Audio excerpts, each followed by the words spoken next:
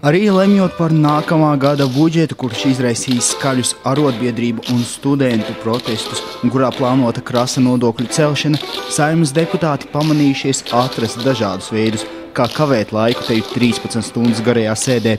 Tautas kalpi tajā uzspēlēja pokeri, sniedza saviem partijas biedriem ārsta konsultācijas un nobalsoja savu kolēģi vietā, kuriem pietrūka pacietības sagaidīt sēdes beigas.